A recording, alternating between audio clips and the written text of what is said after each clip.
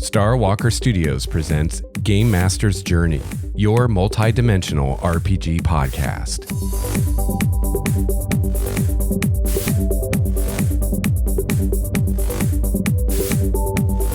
Hello, gamer! Greetings, fellow GM and/or player. Welcome to episode 111 of Game Master's Journey, your multi-dimensional RPG podcast. I'm your host, Lex Starwalker, and I'm transmitting to you today from the Obsidian Monolith somewhere outside time and space. I've got a great show for you today. Going to start out with a little bit of listener feedback, and then after that, I am going to give my review of the Curse of Strahd Ravenloft campaign for Dungeons & Dragons 5th edition. So crack open a cold one, sit back, relax, and roll for initiative.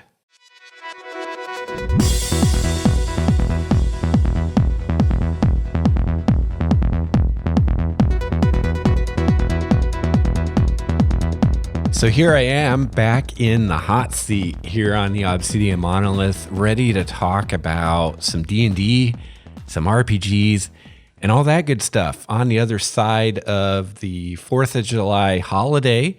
So for those of you in the US, I hope you still have all your fingers. And for the rest of you, welcome to the show, everyone. So great to be back. I really enjoyed my 3-day weekend, I gotta say. Didn't do any gaming, but that's okay. Did other fun things. It was nice to have some R&R. So today, like I said at the top of the show, I'm gonna finally be doing my review of Curse of Strahd. I've been kind of putting this off, wanting to get a good body of experience with the campaign before I actually reviewed it, because I've read quite a few and listened to quite a few reviews of Curse of Strahd, and most, if not all of the ones that I've seen are from people who just got the book, flipped through it, and decided to review it. Although that works, and obviously, you know, people like me and other people that were wanting to get this right away, you know, want some kind of review to turn to, right? And when the thing's only been out for a few days, I mean, obviously no one's run the entire campaign yet to review it.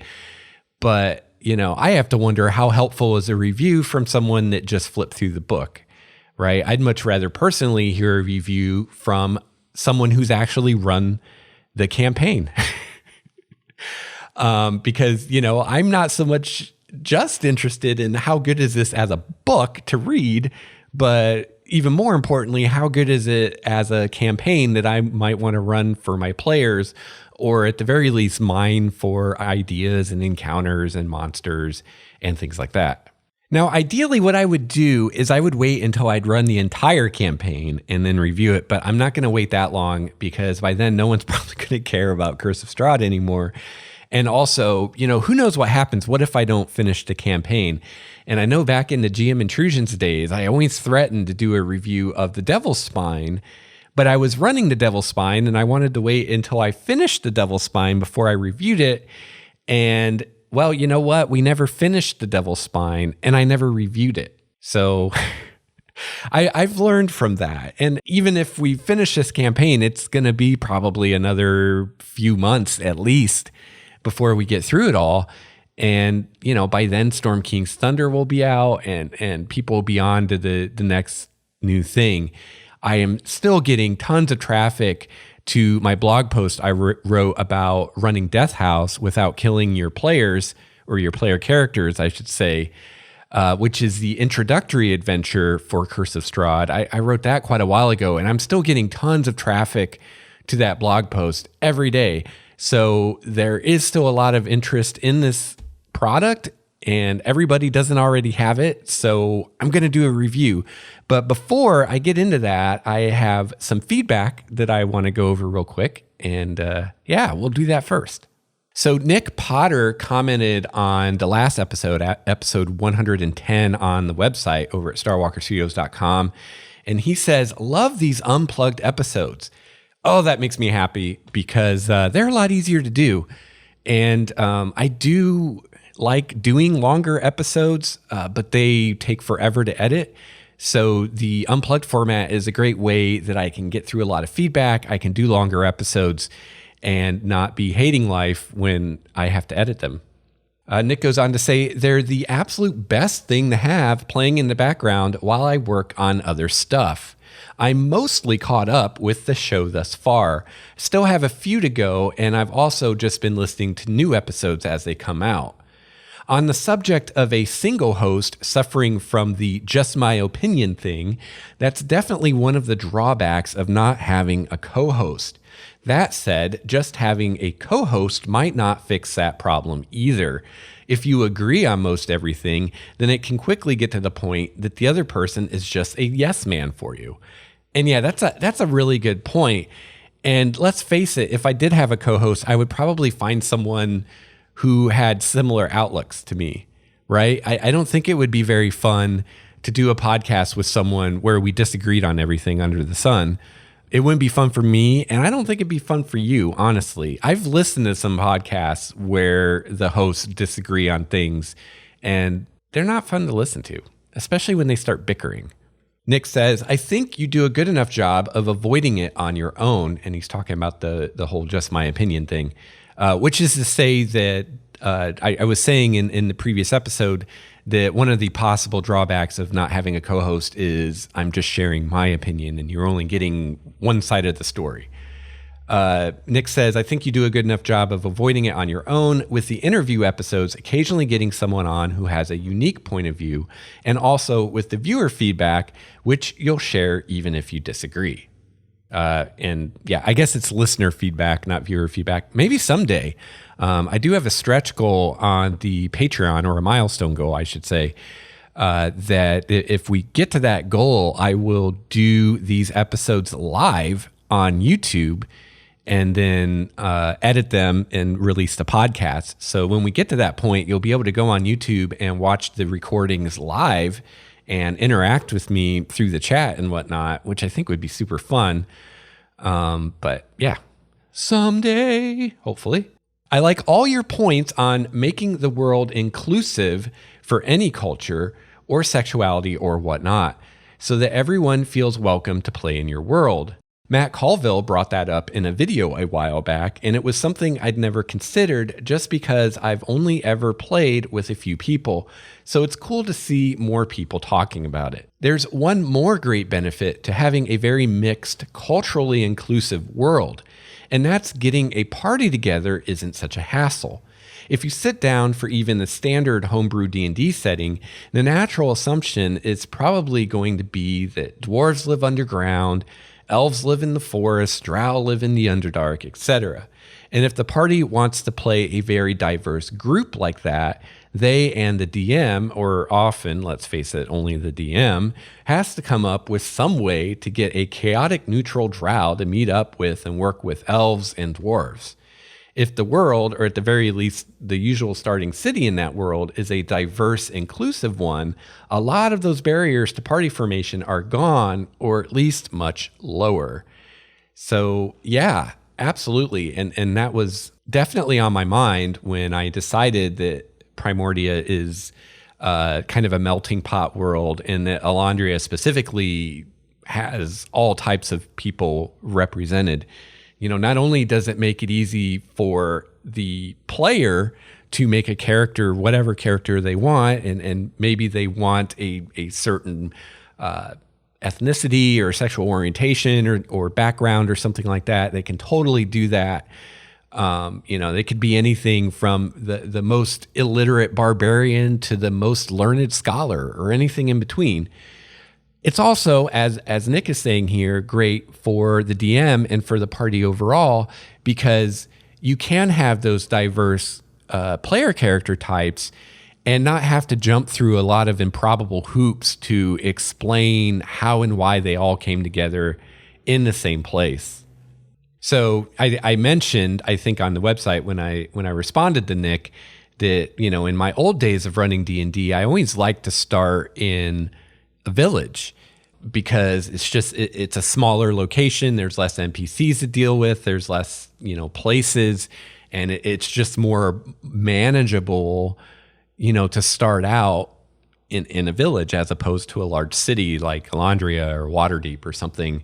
But the problem with that is you would have these problems where you've got one player playing an elf and you've got another player playing a dwarf and another player playing a halfling, and all the people in the village are humans, and you have this issue of, how did you all get to be in this village in the middle of nowhere? And you have this thing of this party where no one's actually a human, but you're in a village full of humans. I think 5th edition has addressed that somewhat in that humans are actually mechanically very attractive options to play, to the point that I've seen more human PCs in 5th edition than I've ever seen in any previous edition of the game or in Pathfinder.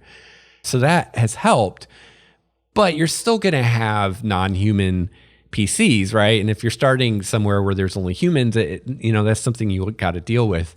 So starting out someplace very diverse, like a large city like Calandria, is really helpful and makes it a lot easier for you to come up with how everybody is together without it being too far-fetched. Josh Hancock also commented on the last episode. He commented on the post in the Google Plus community for Game Master's Journey. And Josh says, it's great that you're using your listener feedback as discussion. It's like you would if you had a co-host. Yeah, that's kind of the idea. That's the only benefit I can see of you getting a co-host, but that's not needed with you having discussions with your listeners. Since world building is still a relevant topic, I thought I'd share my recent experience in taking a stab at it. I've been inspired by people creating their own worlds, such as you with Primordia and Will Wheaton's Volcana. I started with the gods, creation of the world, races, and the nature of magic. I prefer the top-down approach. The problem I ran into was that nothing I came up with seemed original enough. It all seemed like I was copying from other worlds too much for my liking. So I'll stop right there and just say, that's not necessarily a problem. I was having a discussion with some of the listeners on the Google Plus community about, we were talking about Game of Thrones, and, I made the point of how, to me, a lot of things in Game of Thrones are totally a ripoff of the Wheel of Time. And yes, the Wheel of Time came first. I checked, because I was discussing this with my wife. Like, for instance, you have the control that the White Walkers have over the Army of the Dead is very similar to the control that you have with the Murdrow over the Trollocs. And there are just so many parallels like that it's impossible to believe that George R.R. Martin didn't read the Wheel of Time and didn't grab some ideas from it. I mean, there's just no way that many coincidences could happen. And then, someone brought up that, well, a lot of the stuff in the Wheel of Time is actually very similar to stuff from the Lord of the Rings. And, you can get into the whole discussion of, where do you cross the line between giving homage to something like the Lord of the Rings or the Wheel of Time and just ripping it off, right? And that's a discussion for another day. But the point is even, very successful fantasy series out there like the Game of Thrones are not themselves terribly original. In fact, if you go through the Game of Thrones and you start drawing parallels with the Lord of the Rings and Wheel of Time and other successful fantasy series from earlier in the day, there's probably very little in that series of books that hasn't been done before somewhere. So I don't know, especially creating a D&D world just to play with your friends, I don't know that you even need to worry about it being too derivative. My advice would be just have as many influences as you can. If I'm going to create a D&D world and my only source of inspiration is the Wheel of Time, then chances are good that my world's going to be very much like the world of the Wheel of Time. And, that may not be satisfying for me and or my players. So I would just, grab as many influences as you can. And if you're taking ideas from Robert Jordan and you're taking ideas from George Martin and you're taking ideas from Brandon Sanderson and you're mixing them all together, even though none of those ideas themselves were really original or unique, the way that you combine them probably will be. All right, so Josh goes on to say, so I made a list of these worlds I was cobbling together in order to just pick one and tweak what I wanted. I got frustrated and abandoned world building for now. So yeah, I mean, I would suggest instead of picking one, I would just make a list of all the fantasy worlds that you like, and then start making a list of elements that you really like from each one, and then take those elements and start finding cool ways to fit them together. All right, back to Josh's message. He says, it turns out that my game world of choice is Azeroth. Now, before I get any flack, I'm not running WoW, the MMO on tabletop, otherwise known as 4th edition D&D. Sorry, that was my aside there. I'm running D&D in Azeroth. I love the lore. The gods and religion are pretty well set up. I'm ignoring most of the expansions. So that's fine. I mean, who cares, right? I played WoW back in the day, and I really don't know a whole lot about the lore of Azeroth, but I mean, that lore goes way beyond WoW. I mean, that was from the old Warcraft games before World of Warcraft. So, WoW itself has been around for a long time, and then the various Warcrafts before that. So I'm sure it's a very well-developed world, and a great place to pull inspiration from, especially if maybe your players haven't played WoW, because then those ideas are going to be new to them. Although WoW stole a lot from D&D, a lot, but that's okay. Even though I did abandon world building for the time being, I still have my notes and will more than likely revisit and revise them. Rome wasn't built in a day. And yeah, totally. And, something that I've learned with any kind of creative process is sometimes I just need to step away from it for a while and just kind of let the ideas marinate in the back of my head, in the subconscious. And if I do that and I just let it go for a while and I just don't really think about it, a lot of times when I come back to it later, I find I have a lot more ideas, or I have better ideas, or I've figured out ways to fit the different ideas together. And I would say, when it comes to world building, that's really the key. It's not so much those great ideas. I mean, great ideas are awesome. But even if you don't have any great ideas, it doesn't matter. Just come up with some ideas and steal those ideas from other worlds. I mean, go for it. But where the rubber really hits the road with world building, I think, and with making a world truly your own, is how you fit those ideas together. And I would literally just make a list of all these different ideas and maybe, have multiple columns or whatever, and start drawing lines or whatnot, connecting different ideas, and find interesting ways to combine ideas that are coming from totally different worlds. So you might get this idea from Azeroth, and you get that idea from Volcana, and you get this other idea from Primordia, and you put those three ideas together, and you end up with something really cool that is nothing like anything in Azeroth, Volcana, or Primordia. So that's what I would do, but definitely take a break. If you're getting frustrated or the ideas just aren't coming or just whatever, you're not feeling inspired, just walk away from it, because it will kind of work around in the back of your head while you're asleep, dreaming or whatever. And, give it a few days or a few weeks or even a few months. And I promise you, when you come back to it later, you'll find that there's more there. You'll have ideas.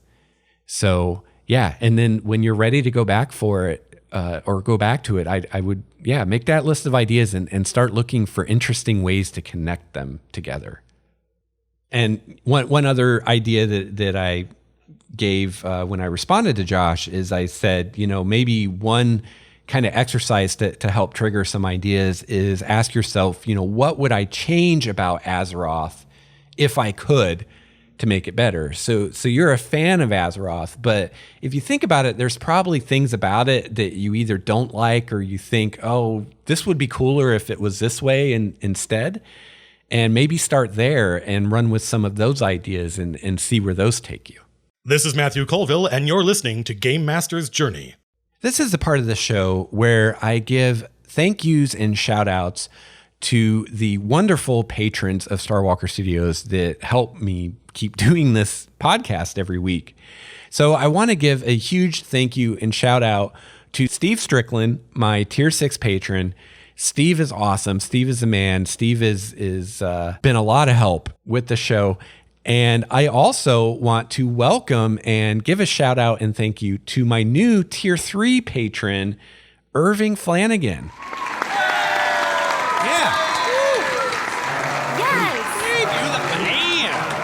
So thank you, Irving, for becoming a patron. Really glad to have you on board. I hope you enjoy being a patron. And for the rest of you, if you haven't done so already, please go check out my Patreon page at patreon.com/Starwalker Studios. And there you can become a patron of the studio. You can support the show. You can donate any amount that you want on a monthly basis. But I do have certain little perks at different reward levels. For instance, I make a podcast just for the patrons that I release every month. And I also upload game material that I come up with for my home games for the patrons as well. And of course, recently I've been uploading 5th edition D&D stuff and stuff for Primordia. And I just started a new series of game material uploads for the patrons where I'm developing the dragons of Primordia. So in Primordia, all dragons use the innate spellcaster variant rule. So if you go to the section on dragons in the monster manual, there's a text box in there about innate spellcasting. And it's a variant where all dragons get spells like they did in 2nd edition and 3rd edition, and I think every edition of the game before 5th. I don't know about 4th. So in Primordia, all my dragons have spells. Yes, even the white dragons have spells. And I use that system as it's spelled out in the monster manual. I didn't change anything about how that works. But, it occurred to me, I need to come up with what the spells are, right? If I'm going to throw a dragon at the PCs, I need to know what spells that dragon has access to. So I thought it would be fun to sit down with each of the dragon types and come up with kind of a average spell list. So that, if I'm going to use a blue dragon, I already have spell lists for blue dragons. I'm like, okay, I have an adult blue dragon. These are the spells the average adult blue dragon knows. And then obviously I can customize from there for that particular dragon. So I just posted my write-up on the red dragon, and I gave spells for each of the age categories of the red dragon. And even more importantly, I explained why I chose the spells that I did. And I tried very hard to find spells that I thought a red dragon would know. Spells to not only enhance and supplement a red dragon's already formidable natural abilities, but also spells reflecting the personality of a red dragon and, spells that kind of being would be interested in. I also talk a little bit about red dragon psychology and personality, going a bit beyond what's given in the monster manual. And I even talk a little bit about kind of my philosophy with alignment in dragons in Primordia. And really, this is true with any kind of intelligent creature in Primordia, including things like demons and angels and devils, which is to say that they are not bound by the alignment given in the monster manual. So for instance, in the monster manual, it says that all red dragons are chaotic evil. Well, red dragons are intelligent, sentient creatures. They have just as much free will as you or I do. And can you really say that all humans are insert any alignment here? Of course you can't. Sure, some humans are lawful good, but some humans are chaotic evil. And I don't think you could even say most humans are insert alignment here. So how can you say it for dragons or any other kind of intelligent entity?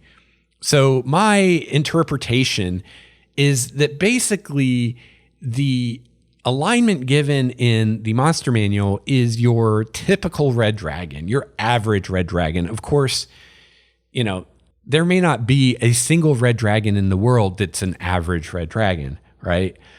And these alignments reflect kind of just the natural tendencies. So a red dragon is chaotic evil. So, a red dragon's just natural tendencies and personality and instincts and things like that are going to tend to lead towards a chaotic, evil alignment. But that doesn't mean that a given red dragon can't have a completely different alignment from that. I do make the note that, this is kind of reflecting their natural urges and tendencies. So you might have, for instance, a red dragon that's chaotic good, but maybe when it's really stressed or really pissed off, it might kind of veer more towards a chaotic evil side of things. Like you don't want to make it mad kind of thing. So I have a little discussion about that. And finally, I give some thoughts on using red dragons in campaigns and adventures and some ideas of ways that you could kind of base an adventure around an encounter with a red dragon. So I'm going to keep doing these in the future for the patrons. I plan to eventually do all of the dragons in the monster manual, as well as dragons that I've come up with specifically for Primordia. So definitely check out my Patreon page. You can go directly to Patreon, or you can find the link to it at the show notes at starwalkerstudios.com. And if you're not comfortable becoming a patron and making monthly donations, you can always just click the donate button on my website and make a one-time donation. And another great way that you can support the show is to check out battlebards.com, where you can get premier audio for your tabletop RPG, anything from music to sound effects, monster sounds, things like that. And they've got all kinds of great stuff for you to check out over there at battlebards.com. And if you do decide to purchase something, make sure and grab one of my coupon codes, and you can find those all explained in the show notes at starwalkerstudios.com. I have different coupon codes for different packages, and basically when you make your first order, you get some free bonus tracks if you use the coupon code. And also, as well, at the bottom of the show notes at starwalkerstudios.com, there are additional ways that you can support the show. A lot of them won't even cost you anything. Things like using my Amazon referral links or trying an Audible trial, things like that. So go check it out. I really appreciate people that help support the show.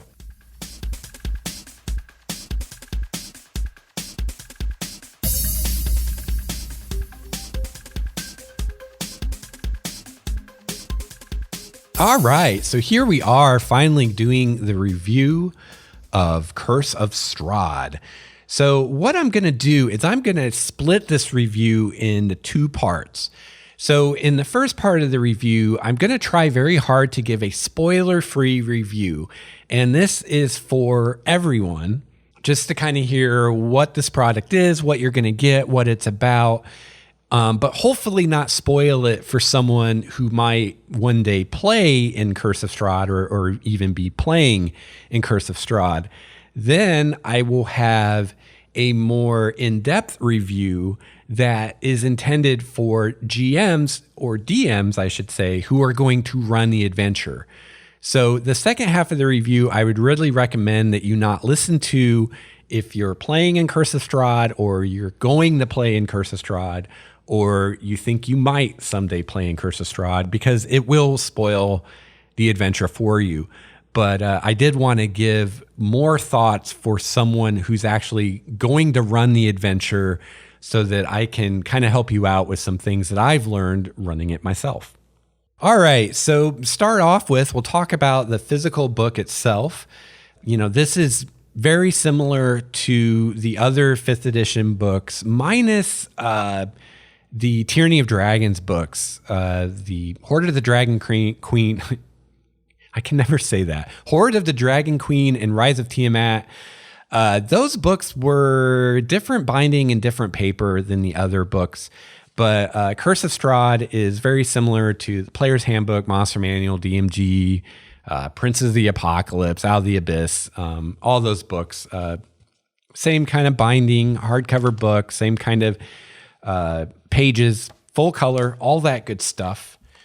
It's 256 pages long, including some player handouts at the bottom and pictures of all the Taraka cards, which I'll get into later.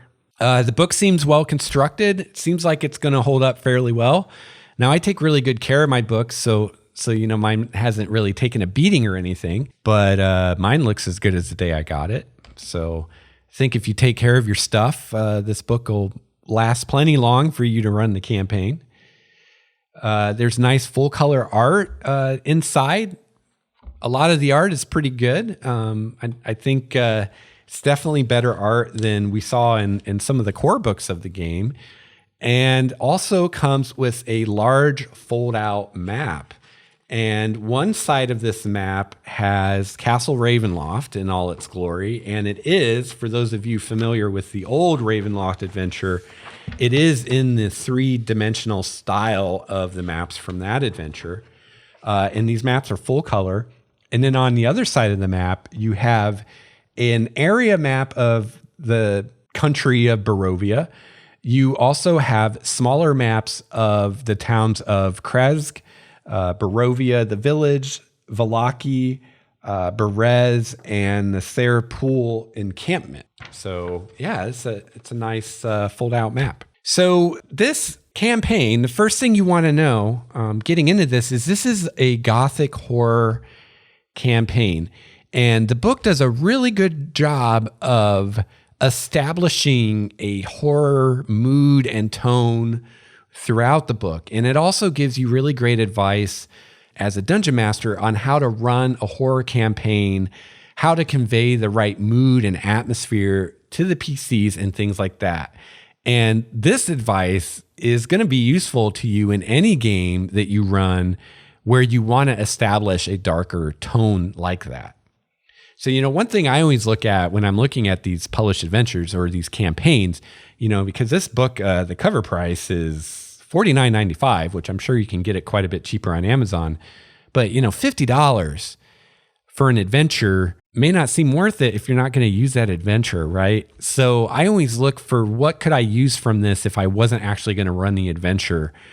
Probably not going to be worth $50 to you if you're not running the adventure. But, if you can get it for 20 some bucks on Amazon and you're not going to run the adventure, but you want some horror inspiration, it might be worth it for that. Let's look at what we got in the book here. I flip it open here.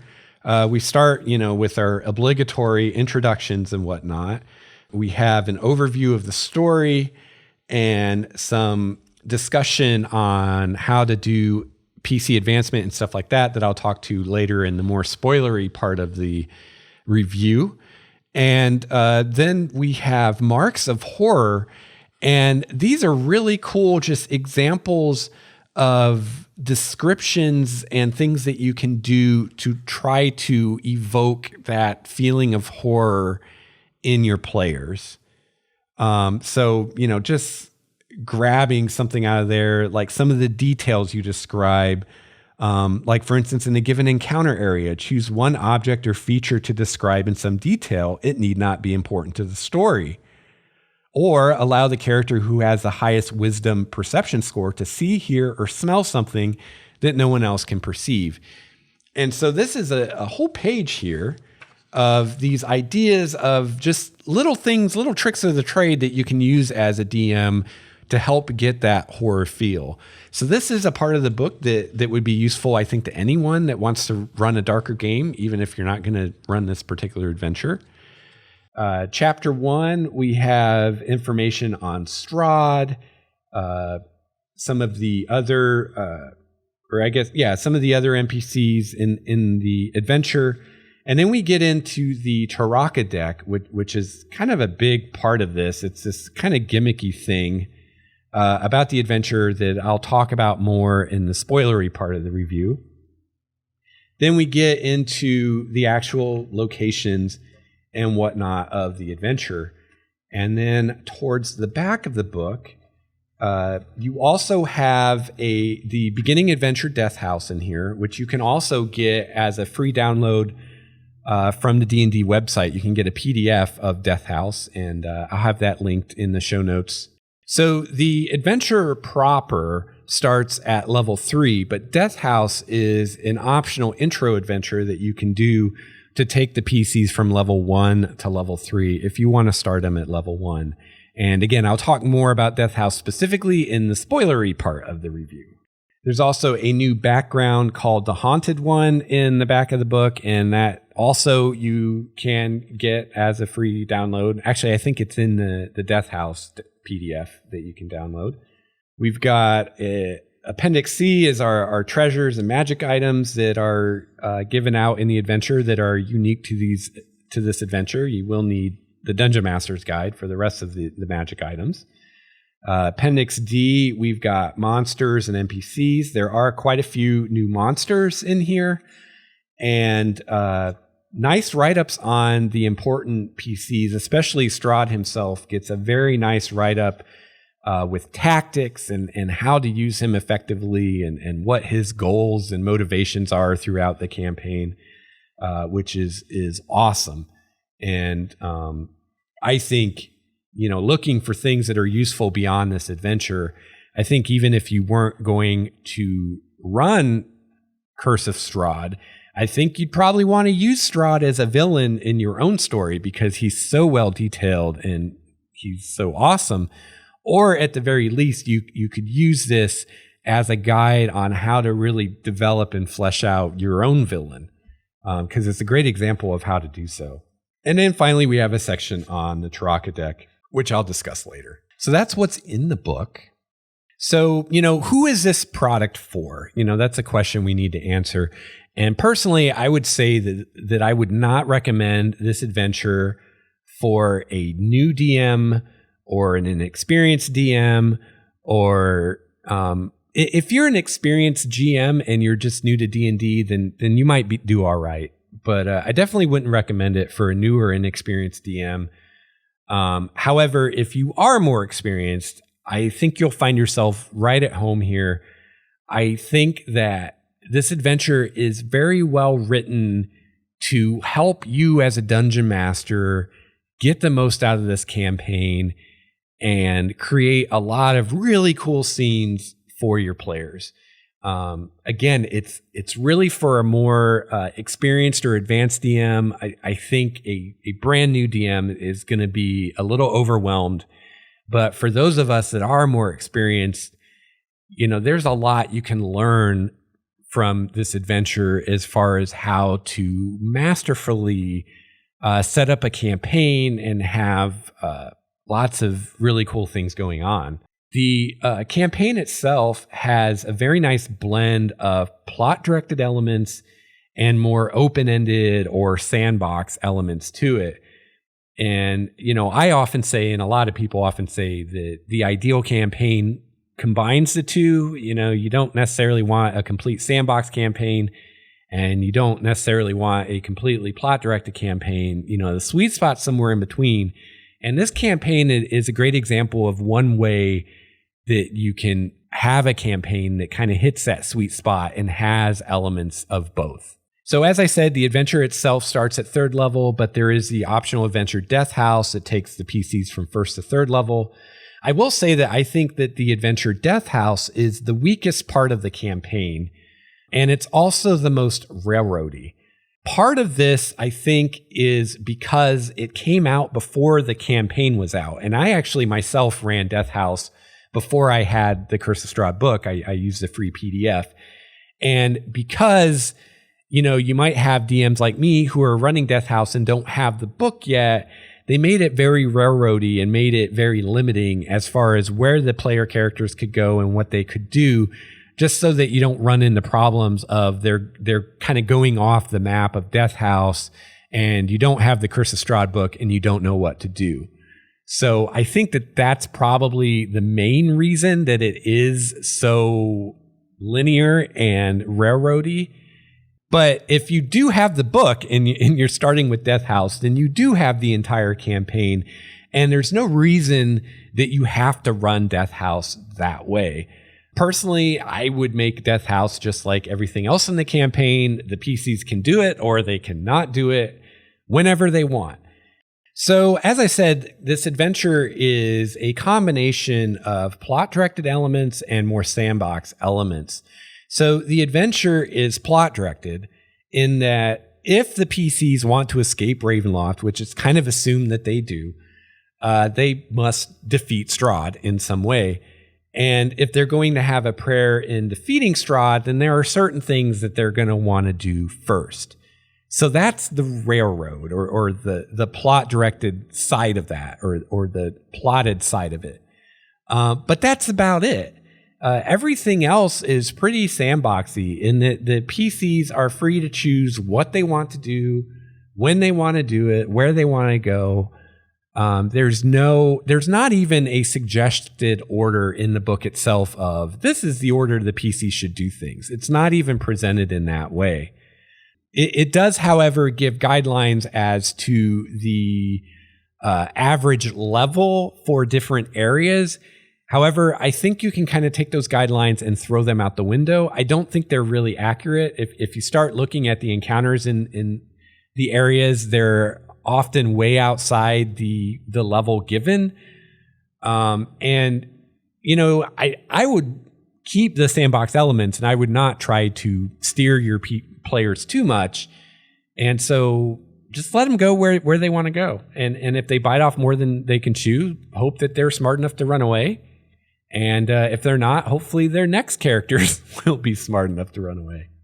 This campaign is described as an adventure of characters levels 1 to 10, but that's not exactly true.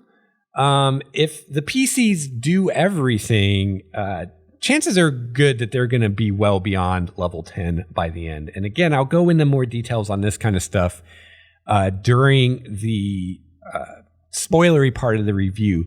But, you know, if you've been paying attention to the products from Wizards, then you know that the campaigns up to this point have gone to 15th level. So if you're wondering, oh, am I not getting as much with this campaign because it only goes to level 10? Is it not as in-depth as the other campaigns? The answer is no. It's just as involved as the other campaigns. And if your player characters do everything, I think they could easily be 15th level by the end of the campaign. I'm not sure why they list it as level 1 to 10. I don't think that's really accurate. But we'll talk more about that in the spoilery part. I kind of go back and forth on the writing in this book. I think the writing is okay. When you first start reading the book, like me, you might think, wow, the writing is really good. This is really well written. And I would hope so, because Tracy Hickman consulted on the supplement, and he and Laura made the original Ravenloft adventure that this is based on. However, at least for me, the more of it I read, the less impressed I was with the writing. Now, don't get me wrong, it's not exactly bad. And like I said, you might even think it's good when you start reading it. However, the writers are trying to show you how to describe things in a way to invoke horror. And when they're writing the read aloud sections of the adventure, they take this idea of providing evocative descriptions that personify everything. And that's the specific part, that personify things. And they just take it too far. These are techniques that should be used with restraint and skill, and instead they're using them incessantly. And it gets ridiculous and honestly kind of annoying. So when I'm talking about personifying, you know, one of the advices one of the pieces of advice they give for evoking the horror mood or whatever is to personify things. So, you know, the house groaned with weariness. Like that kind of thing, right? And again, something like that used here and there with a splash, you know, a little here, a little there, is very effective and can be very artful, but they do it all the time and it gets really annoying. And this, you know, you might be like, well, Lex, you know, who cares how well written it is? Well, I care. If I'm going to read something 200 pages long, it better be written kind of well. And the other thing is if you're actually going to use the read aloud text and you're actually going to read it, it's going to be a bit much for you and your players, and you're probably going to see some eyes rolling around the table after a while reading these descriptions. So anytime you have read aloud text that you have to paraphrase or reword, it instantly greatly reduces the usefulness of that read aloud text. So that's definitely kind of a strike against this in my book, is that the writing, it's overwritten. The prose is a little too purple. The other possible drawback with this campaign is that it is a horror campaign, and it is relentlessly so. So if you and your players are really into horror, then you might really enjoy this campaign. However, if you're not really into horror, or some of the players aren't really into horror, then the incessant horror aspect of this campaign is probably going to get old and tiresome long before you get even halfway through the campaign, because it is relentless. It'll be up to you as a DM to decide how you're going to manage this, if this is going to be an issue with your group. I think a good start, though, would be to paraphrase the read aloud text, which again makes it not nearly so useful. But I would paraphrase the read aloud text and not actually read it, because again, the prose is way too purple, and it's just taking a good thing and going way too far with it. And it's actually a textbook example of how to take one technique and overuse it to the point that you're undermining yourself. And it actually, I think, goes so far as to become a parody of itself eventually. And you definitely want to avoid that. It's okay to have laughs in a horror campaign. In fact, it's a good thing to do. But you want people to be laughing at the things you want them to be laughing at, and not laughing at ridiculous descriptions that you want to be taken seriously. So be wary of that. And like I said, I always like to look for uses that this could have above and beyond running this adventure. I've already said that Strahd's write-up is awesome. A lot of great NPC write-ups in here that you could use for any adventure. There are some new magic items, some new monsters that are pretty cool that you could use in any adventure, and really nicely detailed locations. So, even if you're not going to run this adventure as written, I think between the magic items and the monsters and the NPCs and the various locations, that you're going to be able to find quite a bit from it that you can use for your campaign. So the bottom line here, before I get into a more spoilery discussion of this book, is overall, this is a good campaign and adventure. And I would say it's the best official adventure for 5th edition so far, hands down. However, like any adventure, you should not just run it out of the box. In fact, even more so with this adventure than most. Do not try to run this out of the box. You will regret it. You will ruin it. You should read the entire thing first, at least once, and then give serious thought to any weaknesses you find and how you want to address them. Also, the open-endedness of the adventure can be a drawback. If you just throw everything at the PCs, they may feel overwhelmed. Also, if you just leave it completely up to them, they may spend a lot of time on the least interesting parts of the adventure and be exhausted with the campaign before they get to the really cool parts. So something that I would recommend, and I recommend this with any published adventure, is go through it yourself and decide what you think are the best parts of the adventure, what are the worst parts of the adventure, and those that you identify the worst or least interesting parts of the adventure, either skip them or don't point the PCs in that direction, or point them in that direction last. And the things that you think are the coolest are the things that you really want to try to point your players toward. And even in a sandbox campaign, you have a lot of control as a dungeon master over what the players do next without actually telling them what they're going to do next. Just in the way you describe the various options, the way and the order in which you present options to them, and can greatly influence what the player characters do next. So if a trusted NPC tells them to do something, they're much more likely to do it than if an NPC that they don't trust tells them to do something, just for one example of how you can manage that.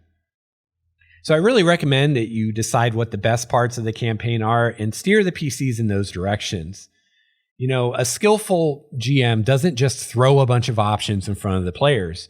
You subtly guide them toward the better bits of the story by how you present the leads, which leads you shine a light on, and things like that. parts of the campaign that you anticipate will not be as enjoyable, or you think they don't really matter. And there are some, like, for instance, there are certain parts that I'm just not going to present to the player characters because I don't think they really matter to the story, and I don't think they're going to be interesting or that much fun. So those things, you can either downplay them or just never present them at all. If you're an experienced dungeon master and you're willing to put in the work required to do this adventure justice, I think that you and your group are going to have a great time with it.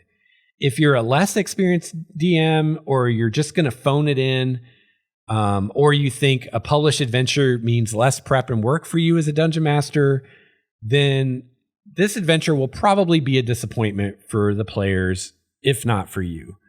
Because there are a lot of moving parts in this adventure. There are a lot of subtle things that aren't necessarily just spelled out for you. You have to make connections between different parts of the campaign. And if you're not going to do the work, you're going to sell it short, and it's not going to be nearly as cool as it could have been. And I think you'll be doing a disservice to your players, and they're going to wish that they would have played this campaign with a different DM who actually gave a shit. So like I said, there are a lot of moving parts. There's a lot of subplots, NPCs, things like that. So trying to run it out of the box is really going to cheat your players out of what could have been a very memorable RPG experience.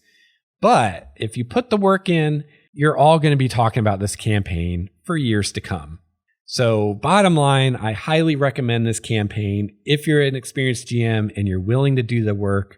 I also would recommend this for any GM who's just looking for ideas on how to build good villains and wanting a few more magic items and a few more monsters and things like that, or looking for cool locations to use. Highly recommend it. Also, Barovia itself could be a nice little campaign setting for you. You have this area that, can keep characters busy for well over 10 levels.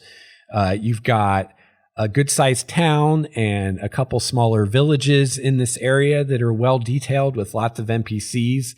So if you like the flavor and tone, the kind of Transylvanian shtick of, the vampire story and whatnot, and you like that kind of setting, this also could work as a springboard for you for a campaign setting. You could definitely use Barovia as your setting and come up with a different story, or even a different villain other than Strahd, who's over it all. So I think there's a lot here that you can use, even if you're not going to run the campaign. But definitely, if that's you, if you're not going to run the campaign, I would definitely go to a physical store where you can flip through a copy of it and, see if there's enough in there for you to make it worth the price tag that you're going to pay.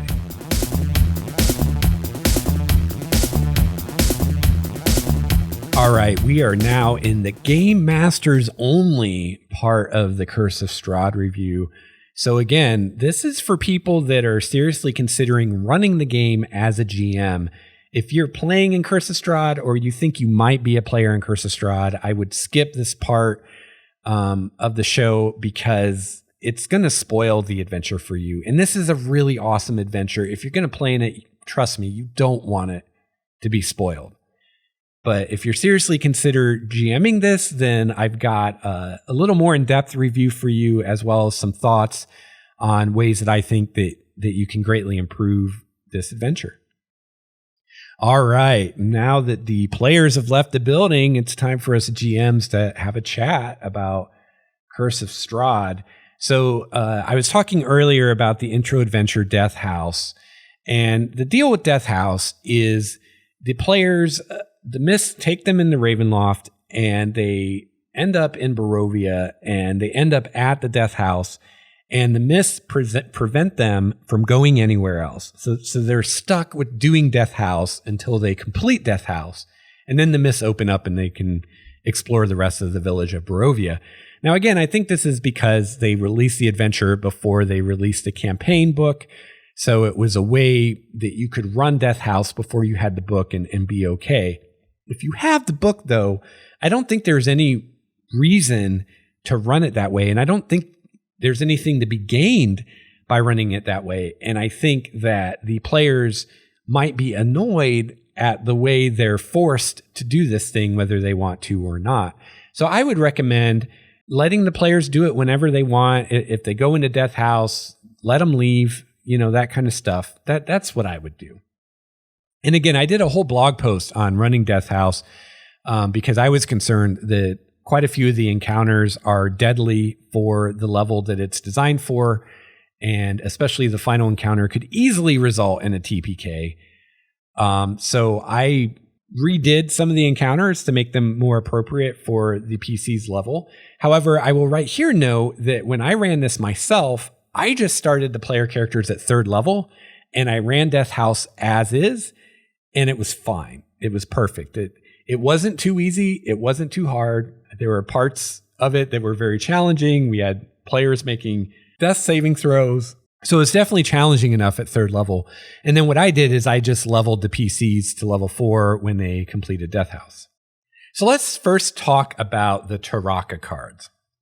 So of course you can go buy a Taraka deck to go with this. And don't be fooled by Dice Camera Action. You're not going to get that nice tarot-sized deck. It's like a regular deck of poker cards as far as the size of the cards.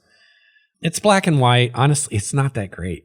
It's kind of annoying because a few pages of this book are taken up with images of all the Taraka cards, which if you're buying the cards, you don't need them.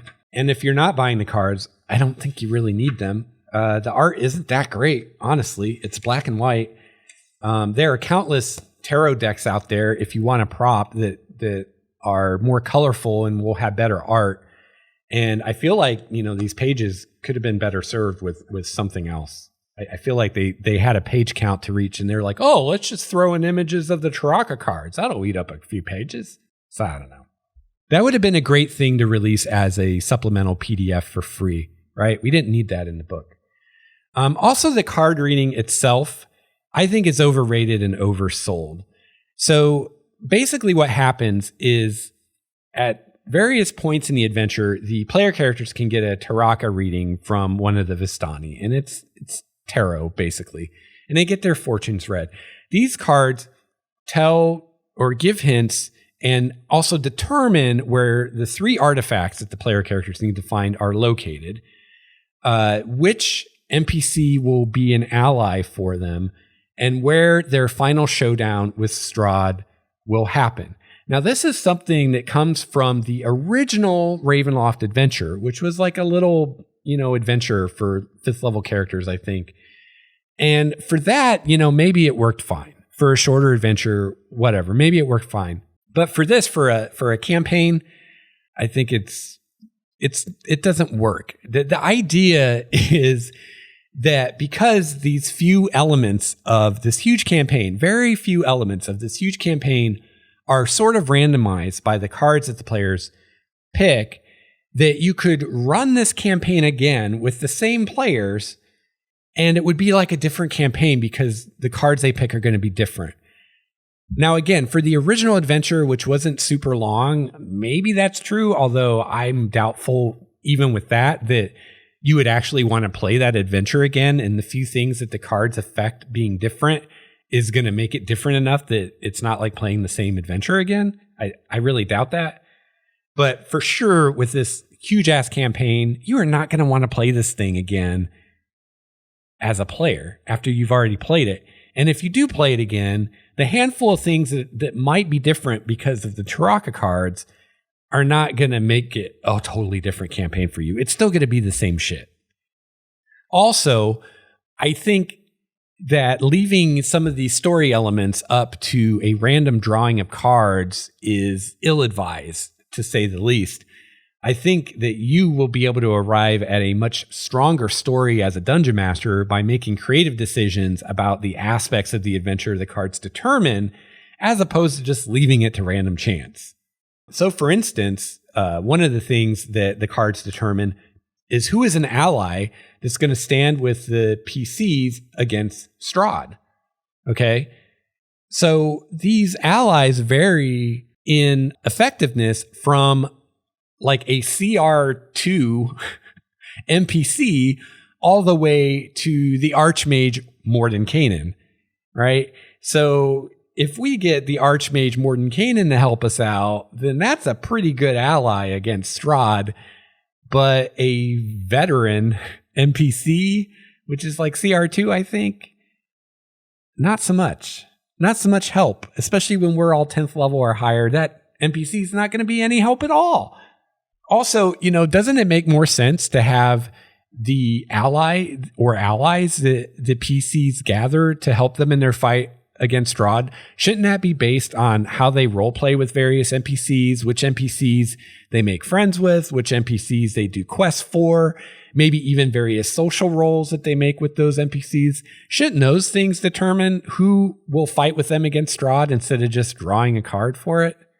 I think so. Also, like I said, the cards are black and white and fairly boring, in my opinion. You'd be better off with just about any Gothic-themed tarot deck that you can find. In fact, I'll link to a tarot deck in the show notes that you can get on Amazon that's got much better art than this does. And the cards are color, and they're bigger. Also, due to the way that the milestones work in the adventure, which I'll talk about in a minute, depending on what cards you get, it could result in some real wonkiness in the leveling progression of your player characters. For instance, one of the milestones that basically grant you a level is finding the 3 artifacts. So every time you find one of these artifacts, and they're not really artifacts, they just call them that. They're just magic items. But every time you find one of these magic items, the party gains a level. Well, the tarot or the Tarot deck is determining where those are found. So you could end up having a magic item or one of these artifacts found in a location that already had a milestone. So they do this one thing and they gain 2 levels all at once. And then you could have another area of the story where they go forever and don't gain a level. So that's obviously not ideal. My advice to you would be to either stack the deck so the player characters draw the cards you want them to, or use the card readings to hint at some of the challenges the PCs will face instead of where key points of the adventure take place. So basically come up with your own description of what the cards mean and use those descriptions to foreshadow some of the dangers ahead of them as opposed to using it to determine where these things happen. All right, so now let's talk about the advancement. So as I said earlier, saying that the adventure only goes to level 10 is not true, really. You could easily end up with your player characters being level 15 or even higher, depending on how you decide to hand out XP or levels. Now, the adventure really recommends that you use the milestone method for advancement, and it doesn't give any support whatsoever for using XP. So really, honestly, use the milestone method. There's not one good reason to use encounter-based XP for advancement, at least in this campaign. Honestly, I don't think there's a good reason to ever use it. But definitely in this campaign, there's no good reason to use it, because if you decide that you want to be a grognard and you want to hand out XP for every little encounter and track XP and have PCs level at totally random times just because they got enough XP, you're making a mountain of work for yourself, because like I said, there's no support for that given. There's no XP values given for most of the milestones. There's like one thing that you do in here that it mentions an XP reward for, and I have a feeling that that's an editorial mistake, that maybe originally they were going to use XP and then they took it out and they missed taking that reference out, because it's like one thing that says they get XP for this. But yeah, you're going to have a mountain of work figuring out how much XP things are worth, figuring out how many encounters you need to it's just, why make all that work for yourself? There's no benefit. There is no benefit to it. If you think there's a benefit, email me, gamemastersjourney@gmail.com, and tell me what you think the benefit is. And we'll see if I can refute you. I bet I can. All right. Yeah, so you want to use milestones. There's some vague guidance given on the milestones. So the book doesn't even tell you what all the milestones are. It gives you examples of milestones. So it suggests that every time they find one of these 3 artifacts that they need to defeat Strahd, that's a milestone. They give a few other examples of milestones.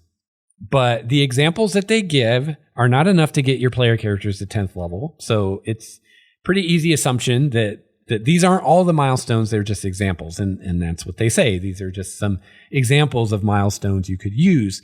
They suggest every time you defeat a major foe in an area, like the major foe of a given area, you get a milestone. Or anytime you achieve a major story goal, you get a milestone. And this is using milestones in that a milestone is a level worth of XP. So there's no like, this milestone is 500 XP. It's like when you get a milestone, you level. It's very simple. So one of the first things you're going to have to do when you start preparing for this campaign is you're going to have to decide as a game master what the milestones are. And I actually kind of like this. At first, I was a little peeved by it. I'll be honest. I was a little irritated. I'm like, I paid all this money for this book. Well, actually, I didn't pay any money for this book. I got a review copy. But if I had paid all this money for this book, I would be annoyed that you don't even tell me what the milestones are. I have to figure that out for myself. But I ended up changing my mind on that because the cool thing about that is you get to choose what the milestones are. You get to choose what counts as a milestone. You get to choose how many milestones there are, which means you get to decide what level the player characters will be when they face Strahd or when they finish the campaign based on how many, right? Because every milestone is a level. So if you only have, 9 milestones, then yeah, they're going to be level 10 and they're going to get annihilated by Strahd. So I had a lot of fun for my own campaign deciding what the milestones were and kind of reconciling that with the Taraka deck, because I did use the Taraka deck as described for my campaign that I'm running on YouTube, just because I was like, I'll try it. And the player characters seemed excited, or the players seemed excited about it. So I was like, I think it's kind of a stupid gimmick, and I think I could come up with better stuff than what the card's going to come up with. But we'll try it. We'll give it the college try. So, the way I set up my milestones personally is I have it set up where if the player characters do everything, if they do everything in the campaign, they will get to 15th level and then they can go fight Strahd. Or I think maybe they gain 15th level when they defeat Strahd, because obviously that's a milestone. Or they're 15th level when they face him. I can't remember. They either face him at 14 or 15th level. And I think Strahd himself is CR 15, but I think he's actually more challenging than CR 15 would indicate, because he has a lot of various things helping him out. So I think at 14th or 15th level, if they do everything and they have all the artifacts and they have some allies and whatnot, and they've gotten every little boon that they can get to help them against Strahd, I think they have a good chance of success at 15th level. Lower level than that, I don't think there's much chance for success. So I like this personally because I have it set up if the PCs do everything, I think they are 15th level, which actually would make the fight, like they have a really good chance of success at that point. Because they've done everything, they have all these things to help them out, and they're 15th level. Chances are really good they're going to defeat Strahd. At least as a party. Maybe everyone won't survive, but the party overall will prevail. If, however, they don't do everything, then they're going to be lower than 14th level or 15th level. And the more that they don't do, the lower level they're going to be, and the less good their chances of success, right? So I like that. But your mileage may vary. You might be annoyed that they don't tell you what the milestones are. And if people are interested, I've thought about putting out a blog post or something where I give the milestones I came up with. So if you're interested in that, let me know. I could do that. So yeah, there's some guidance given on the milestones, but you're really on your own here. Personally, I think a list of what the writers considered the milestones of the adventure to be would be helpful. And then say, you don't have to use these, but here's an example of milestones. For those of you that don't want to sit down and figure this out, you can just use these. That would have been really nice. And I feel like for $50, they should have done that for you. Or at the very least, a statement as to the recommended level the PC should be when they face Strahd, which they don't tell you that either. And, this isn't as simple as you might think. You could say, well, the PC's level should equal Strahd's CR, which in that case, you would be saying they should be 15th level. But the PCs can find various ways to get a leg up that may allow them to face him at a lower level. Things like these artifacts. One of them is a sun sword that does hellacious damage against undead. So there are various things that you can accomplish throughout the campaign that help you, that make it easier. And there's also nothing saying that you can only have one of those NPC allies unless you're the kind of GM that says, oh, you only got one card, you only get one ally. But personally, I mean, I did the card reading, so they're kind of guaranteed that ally that they got from the Taraka card as long as they pursue it and at least phone it in.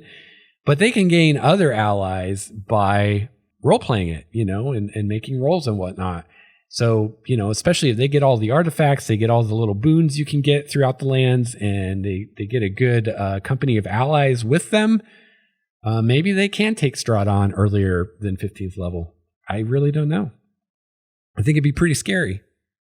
But what level can they take them on at? Who knows? We don't know. They didn't give us any help with that. Your guess is as good as mine there. Also, some guidance on what levels to face Strahd based on the challenge or deadliness you desire would be nice.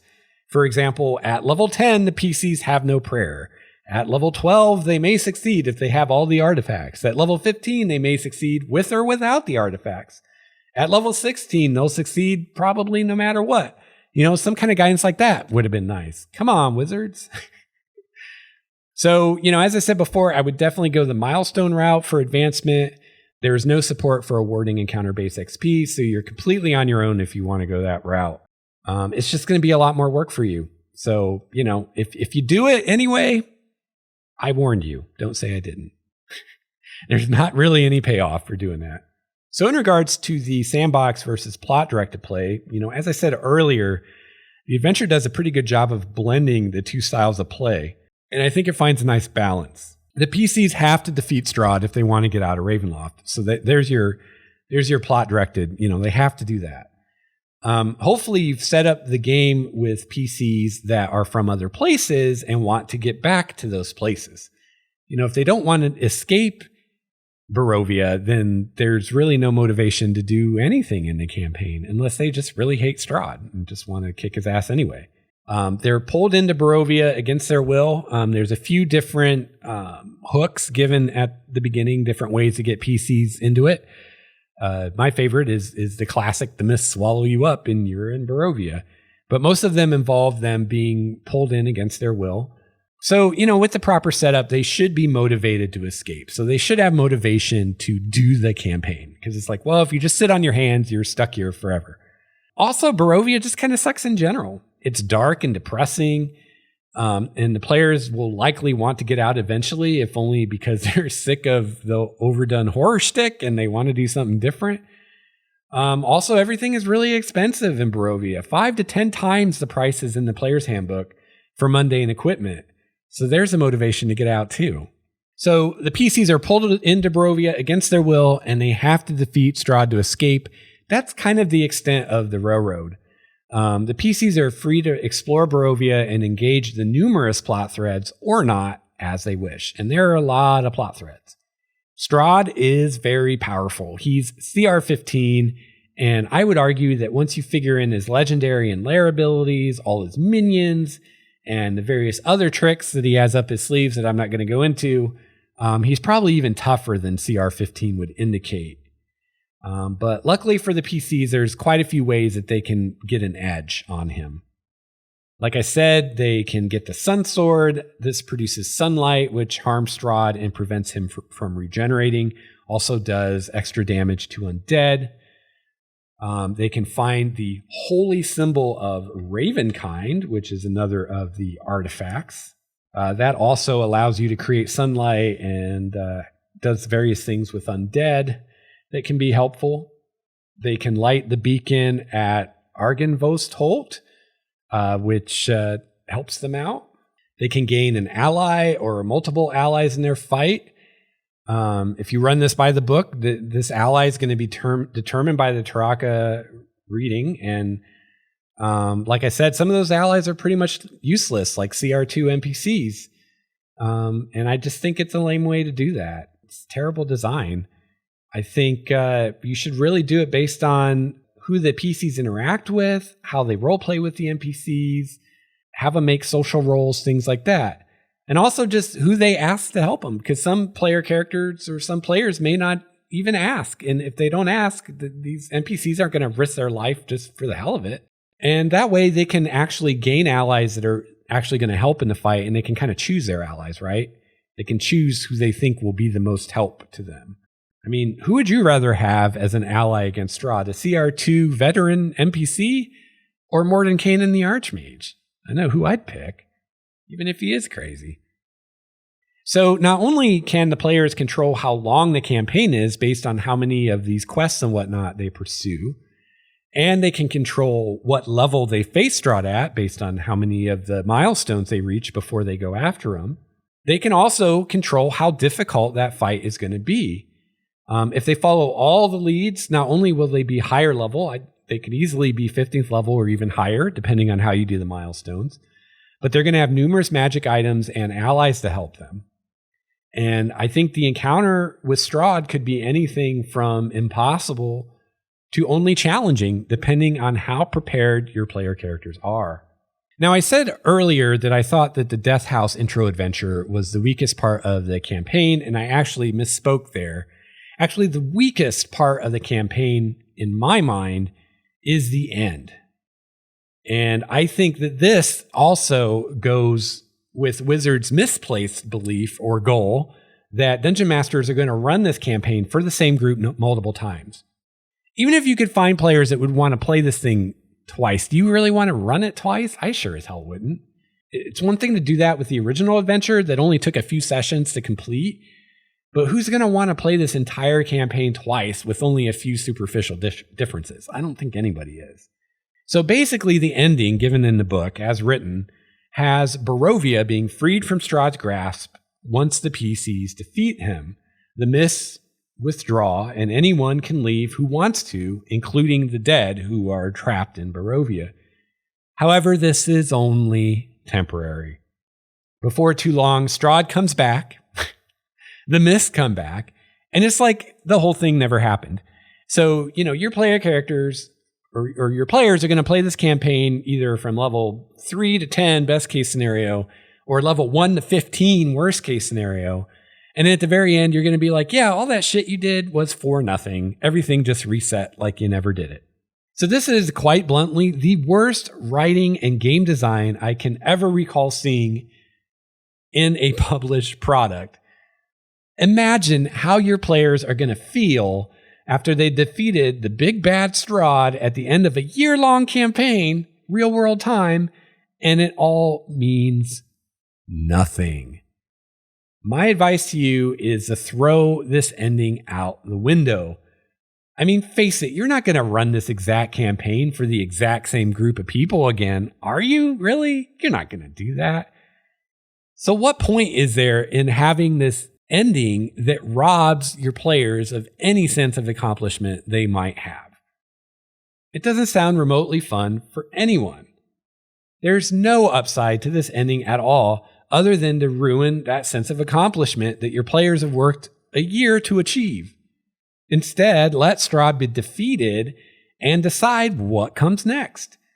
Personally, I could see Barovia becoming part of Primordia. I could suck it in, why not? As it's freed from the ethereal plane, not shadow plane, fucking ethereal plane. Primordia pulls Barovia in. So that's what I might do. But for you, for your campaign, I'd decide what happens to Barovia when Strahd is defeated. And answer that question and let your players discover the answer to that question. And that will be far more satisfying of an ending than everything resets and everything you did was for nothing. I also think there are some real missed opportunities in this product, considering the rich body of work that we have for Ravenloft from like 2nd edition Dungeons and Dragons. So if you have access to the Ravenloft box set from 2nd edition, I would really recommend bringing in the powers checks, as well as checking out the more extensive explanations of how magic works differently in Ravenloft. There is a very superficial treatment given to that in this book, but it's just basically a handful of spells. They describe them looking differently and a handful of spells that work slightly differently, and that's it. where in second edition, they broke it down by school of magic and went into individual spells. And there's a lot more there to give you ideas. I think that this will really add to the campaign, especially using the powers checks, especially if you have any evil or evil adjacent PCs. You can have a lot of fun with those powers checks. I think I could have personally done without all the pictures of the entire Taraka deck and instead had the powers checks in the book. That's something they could have done with those few pages. It would have been much more worthwhile than these stupid pictures of cards. I think those pages are wasted and they don't add anything. That could have been a PDF that we download. And if you're not using the Taraka deck, they're really wasted. Even if you are using it, they're wasted. But if you're not using it, forget it. So yeah, I want to reiterate, overall, I think this is a good campaign. I think if you put the work that you should into it as a dungeon master, that you'll be very satisfied with it. I think your players will be very satisfied with it. However, I would recommend, either throw the Taraka deck out entirely or have it just foreshadow things and don't have it determine where the artifacts and whatnot are. I recommend doing that.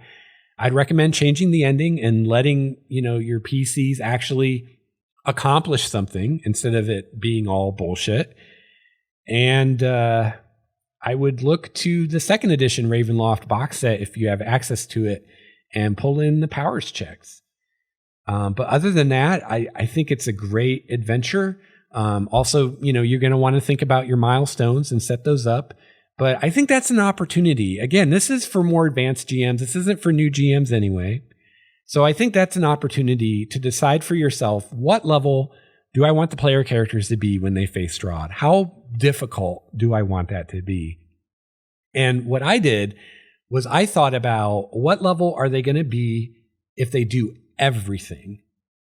And then I thought about what level will they be if they do the things I think they're going to do? Because I don't think a lot of groups are going to do everything.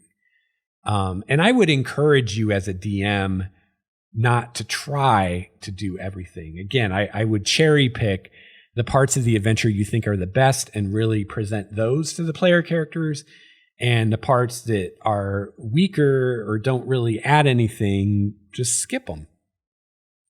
But yeah, that's what I did. Is I figured out, how many milestones there were in total, and I, set that up so that if they did every milestone, they'd be, 14th or 15th level when they face Strahd.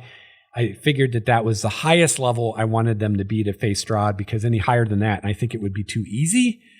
And then if they don't do everything, then obviously they're going to be lower level and it's going to be a more difficult fight. But I think that can be mitigated by the various magic items and NPC allies they can get, especially if you let them get as many NPC allies as they can and you don't just limit it to the one that the Taraka reading gives them.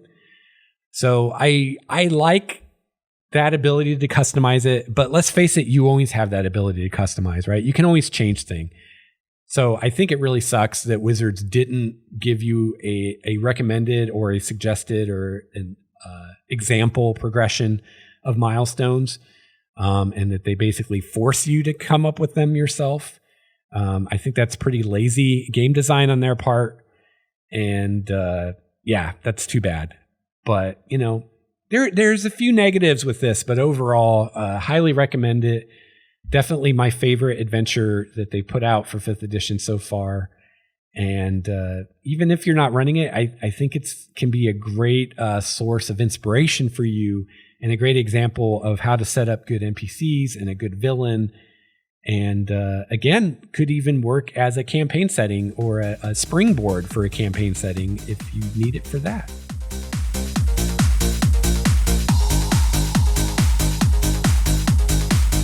I'd really like to hear from you what you thought about this episode, what you thought of my review of Curse of Strahd, and if you have any further questions about it, I'd be happy to answer them.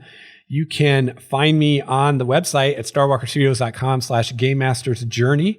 You can also email me, gamemastersjourney@gmail.com. You can tweet me at Lex Starwalker. You can find me on Google plus Lex Starwalker. I'm also on YouTube, Facebook, Pinterest, Reddit. I'm all over the place, and you can find links to all those things at starwalkerstudios.com.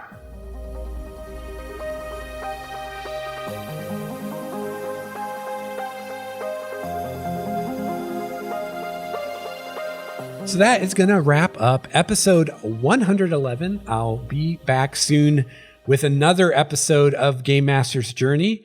In the meantime, I hope you have a chance to play your favorite RPG this week. Until then, game on. This has been a Starwalker Studios production, your source for quality gaming and hobby podcasts. This episode's music provided by Cloudwalker, Renfield, Stanko, Transboy, and Ish. Please see the show notes for more details at starwalkerstudios.com/GameMastersJourney.